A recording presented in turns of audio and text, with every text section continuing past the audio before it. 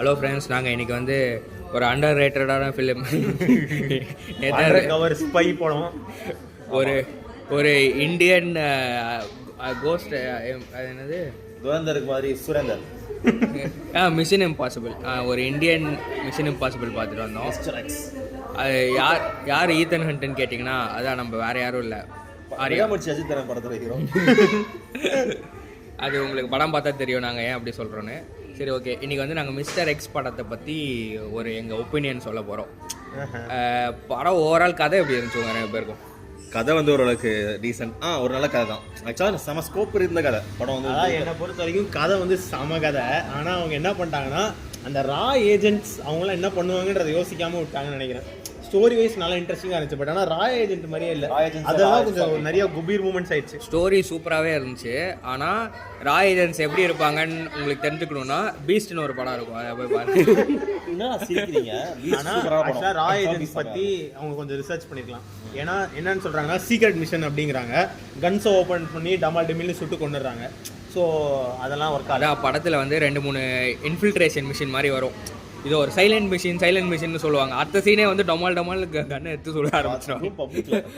100-200 பேர் புழங்குற இடத்துல வந்து டப்புன்னு கண்ணை தூக்குவானுங்க, எங்கேருந்தோ சொல்லுவானுங்க.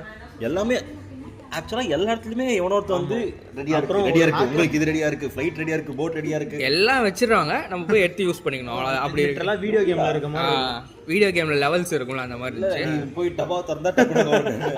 ஆனால் இவ்வளோ குறை சொல்கிற படம் பார்க்க அளவுக்குலாம் இல்லை, லைக் ஒன் டைம் பார்க்கலாம் அந்த மாதிரி.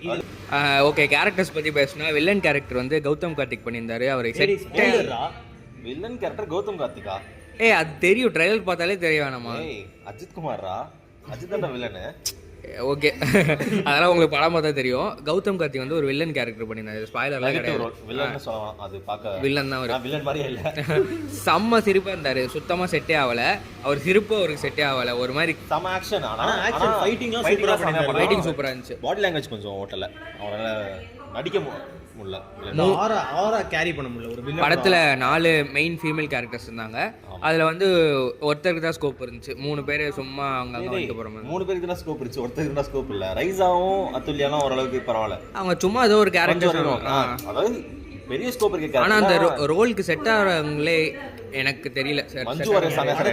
கேஸ்டிங் வந்து ஒரு பெரிய பிரச்சனை தான் என்னை பொறுத்த வரைக்கும். ஏன்னா அந்த இப்போ கௌதம் கார்த்திக்கும் வந்து அந்த ரோலுக்கு வந்து ஒரு வில்லனாக உட்காரல. அந்த இப்போ உமன் கேரக்டர்ஸும் செட் ஆகல. மஞ்சு வாரியர் மட்டும் தான் ஆக்சுவலாகவே அந்த ரோலுக்கு வந்து இந்த மாதிரி இருந்துச்சு. ஸ்ட்ராங்கான உமனாக இருந்தாங்க. சரத்குமாருக்கு வந்து அந்த ஒயிட் கலர் தாடி முடி செட்டே அவ்வளோ சுத்தம். படத்தில் யாருக்குமே இதுவே நல்லாவே இல்லை. இந்த காஸ்டியூம்ஸ் யாருக்குமே செட் ஆகல. சரத்குமார் இவ்வளோ தாடி வச்சு, கௌதம் கார்த்திக்கும் அந்த ஒரு மீசை அதெல்லாம் ஒரு மாதிரி செட் ஆகல. கௌதம் கார்த்திக் அந்த முடி, ஹேர் ஸ்டைல் எதுவுமே ரொம்ப ஆர்டிஃபிஷியல். ஓகே, மியூசிக் பற்றி பேசினா மியூசிக் ஒன்றும் பெருசாக இல்லை. பிஜிஎம்மும் வந்து சுமாராக தான் இருந்துச்சு. ரொம்ப டெரரைசிங்காகவும் இல்லை. பிஜிஎம் யோசிச்சு பார்த்தா ஒரு பிஜிஎம் ஞாபகம் வர மாட்டேங்குது. அது வந்து கௌதம் கார்த்திக் ஒரு காமெடியான ஒரு பிஜிஎம் வரும். வேற என்ன பேசலாம்? வேற என்ன மாட்டேன், அவ்வளோதான், போதும். ஷார்ட் ரிவ்யூ வச்சுக்கலாம்.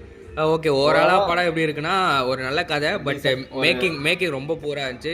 சாய்ஸ் ஆஃப் ரோலுக்கான அந்த ஆக்டர்ஸ்லாம் ரிசர்ச் வந்து கொஞ்சம் கம்மி. ஆனால் நீங்கள் வந்து படம் பார்க்கலாமா வேணாமா தியேட்டரில் அப்படின்னு கேட்டிங்கன்னா கண்டிப்பாக போய் பார்க்கலாம்.